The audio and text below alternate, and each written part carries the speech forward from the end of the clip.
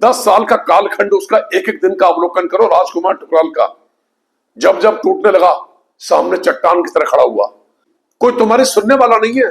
किस चौराहे पे खड़े हो, तुम्हारी हैसियत क्या है? झूठा नाटक, झूठा प्रपंच, छल प्रपंची तो हो ही, साथ में बहुत बड़े फर्जी हो। इन लोगों ने कभी गरीबी देखी नहीं। सोने का चम्मच लेके ये लोग पैदा हुए। नमस्कार, मैं हूं आपके साथ साक्षी सक्सेना और आप देख रहे हैं खबर पड़ता। रोडवेज की जमीन पर जो अतिक्रमण हुआ था उसको लेकर शासन की टीम पहुंची और कार्यवाही की गई और फिर से बुलडोजर चला। हालांकि बीते जब पहले बुलडोजर चला था तो आश्वासन दिया गया था शहर के विधायक द्वारा और कई जनप्रतिनिधियों द्वारा कि वहां पर कोई भी कार्यवाही नहीं होने दी जाएगी और प्रशासन को चेतावनी भी दी गई थी। प्रशासन वहां पहुंचा और प्रशासन के अधिकारियों का कहना है कि हाईकोर्ट से वो रोडवेज जमीन हाईकोर्ट से जो केस चल रहा था रोडवेज जीत चुका है और रोडवेज की वो जमीन आती है उसको खाली किसी भी कीमत पे करवाया जाएगा। तो सर, जिस तरीके से आपने देखा था बयान आए थे, रुद्रपुर शहर के विधायक के आए थे, तमाम लोग वहां राजनीति करने के लिए पहुंचे थे, आश्वासन दे रहे थे लोगों को कि दोबारा से उनको विस्थापित किया जाए। लेकिन आज क्या हुआ? कोई जनप्रतिनिधि वहां दिखा ही नहीं। जनप्रतिनिधियों को कुछ भी बोलने से पहले उसको तोलना चाहिए कि आप कहां खड़े हैं, आपको कितनी पावर है। अगर माननीय उच्च न्यायालय का आदेश है तो दरिया नगर रुद्रपुर रोडवेज के पीछे 5 पक्के मकान पहले ध्वस्त किए गए थे। उसके बाद नेताजी वहां पहुंचते हैं और जनप्रतिनिधि कहते हैं वहां के आरएम को, मिस्टर राणा आपको उल्टा टांग दूंगा अगर कोई मकान टूटा। तो जनप्रतिनिधि सारी पब्लिक को डार्क में रखते हैं और ये कहते हैं कि आज के बाद कोई निर्माण कार्य नहीं टूटेगा। अरे जनप्रतिनिधि को चाहिए कि ये हाईकोर्ट का मामला है, माननीय उच्च न्यायालय के आदेश पर टूटना ही टूटना है, तो जनप्रतिनिधि को उनको डार्क में नहीं रखना चाहिए। आज से 2 साल पहले रोडवेज के सामने राम मनोहर लोहिया मार्केट, जिन्होंने अपनी चाबियां जनप्रतिनिधि को सौंप दी और गैरसैंण में विधानसभा सत्र चल रहा है, रोम जल रहा था और नीरव बंसी बजा रहा है, कोई सुनने वाला नहीं। जिनको चाबियां सौंपी वही उपहास करते रहे। उसके बाद ये समोसा मार्केट पूरी विध्वंस हो गई। गरीब कहां जाएंगे? उनके आशियाने उजड़ गए। आज उनको पक्के प्रतिष्ठान मिलने चाहिए थे, लेकिन उसके बाद कोललिया भगवानपुर के गरीब नागरिक, उनका एक एक आशियाना ध्वस्त कर दिया गया। यहां जनप्रतिनिधि कहते हैं कि चलिए मेरे साथ डीएम के यहां, मैं देखता हूं कौन तोड़ेगा। कितने अहंकार में भरे हुए हैं। इनको यही नहीं मालूम कि इनके अधिकार कितने हैं। अरे रूलिंग पार्टी के हो तुम जनप्रतिनिधि, कोई तुम्हारी सुनने वाला नहीं है। किस चौराहे पे खड़े हो, तुम्हारी हैसियत क्या है? उत्तराखंड राज्य में भारतीय जनता पार्टी की सरकार है और सरकार में 2 कौड़ी की हैसियत है। आप गरीबों से कहते हैं भगवानपुर में एक मकान नहीं टूटेगा, चलिए मेरे संग डीएम के यहां, और तुम डीएम के जाते हो पूरे के पूरे मकान विध्वंस हो जाते हैं। झूठा नाटक, झूठा प्रपंच, छल प्रपंची तो हो ही, साथ में बहुत बड़े फर्जी हो। अरे कम से कम शर्म करो। तुम कह रहे हो एक मकान नहीं टूटेगा, दरिया नगर में झूठे आश्वासन देते हो उन असहाय लोगों को, आज फिर से उनके मकान टूट गए।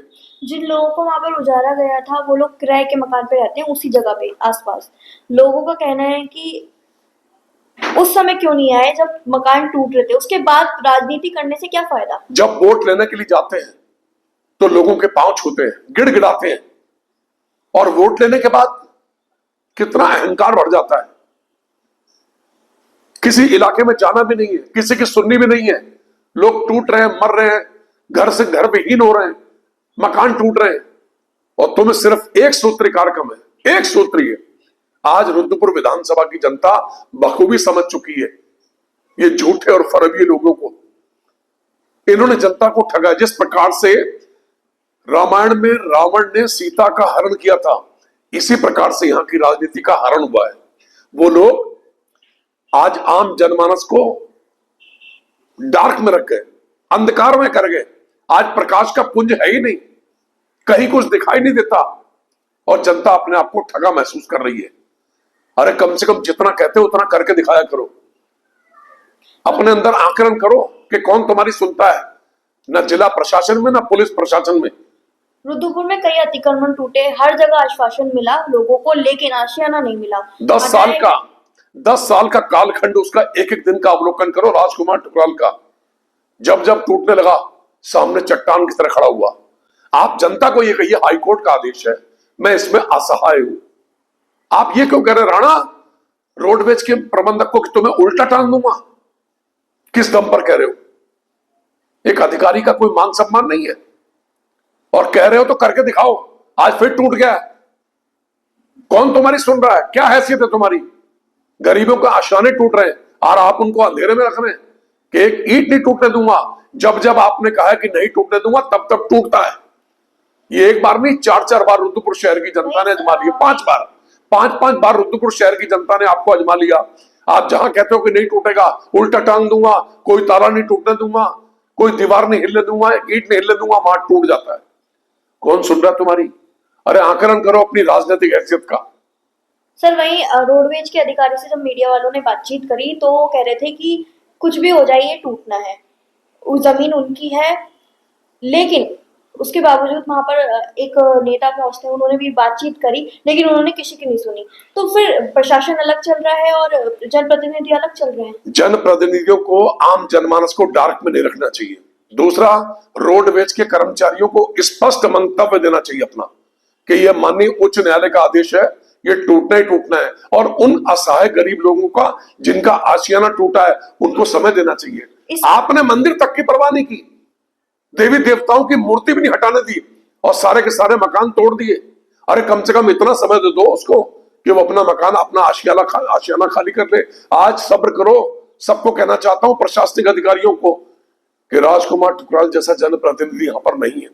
मैं आज जनप्रतिनिधि होता, मेरे माथे पर एक भी कलंक का टीका नहीं है।